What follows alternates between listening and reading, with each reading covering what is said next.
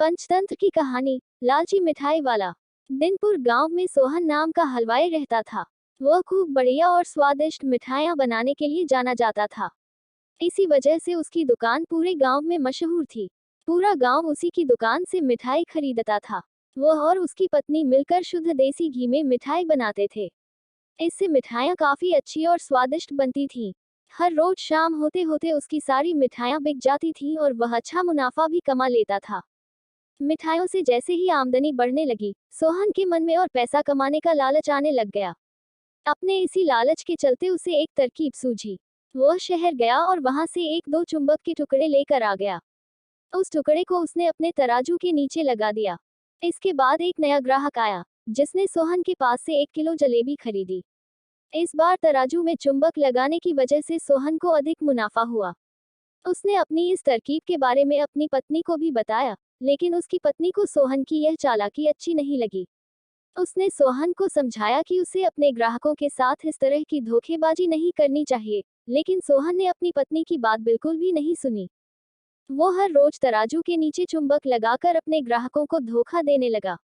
इससे उसका मुनाफा बढ़कर कई गुना अधिक हो गया। इससे सोहन को काफी खुशी हुई। एक दिन सोहन की दुकान पर रवि नाम का एक नया लड़का आया। उसने सोहन से 2 किलो जलेबी खरीदी। सोहन ने इसे भी चुंबक लगे तराजू से तोलकर जलेबी दे दी। रवि ने जैसे ही जलेबी उठाए, उसे लगा कि जलेबी का वजन 2 किलो से कम है। उसने अपना शक दूर करने के लिए सोहन से दोबारा से जलेबी को तोलने के लिए कहा। रवि की बात सुनकर सोहन चिढ़ गया। उसने कहा, मेरे पास इतना फालतू समय नहीं है कि मैं बार बार तुम्हारी जलेबी ही तोलता रहूं। इतना कहकर उसने रवि को वहां से जाने के लिए कह दिया। सोहन मिठाई वाले की बात सुनने के बाद रवि जलेबी लेकर वहां से चला गया। वो एक दूसरी दुकान पर गया और वहां बैठे मिठाई वाले से अपनी जलेबी तोलने के लिए कहा। जब दूसरे दुकानदार ने जलेबी तोली, तो जलेबी सिर्फ 1.5 किलो ही निकली। अब उसका शक यकीन में बदल गया था।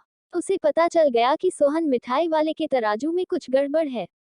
अब उसने तराजू की गड़बड़ को सबके सामने लाने के लिए खुद एक तराजू खरीद लिया और उसे ले जाकर सोहन मिठाई वाले के दुकान के पास ही रख दिया। फिर रवि अपने सभी गांव के लोगों को वहां पर इकट्ठा करने में लग गया।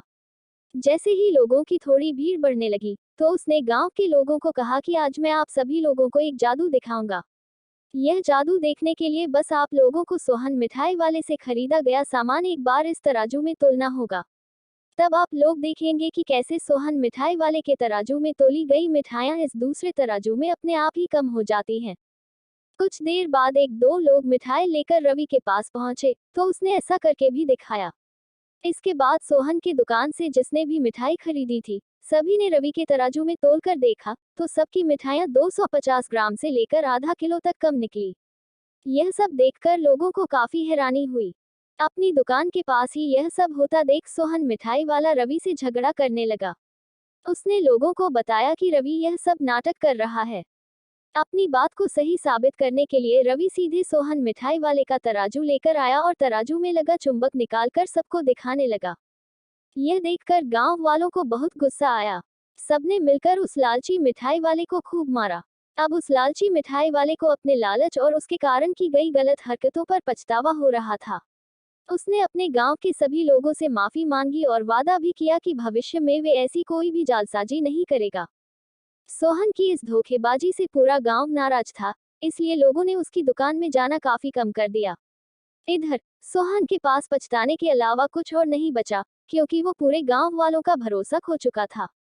कहानी से सीख, कभी भी लालच नहीं करना चाहिए। हमेशा ईमानदारी के साथ अपना काम करने से ही इंसान का नाम होता है।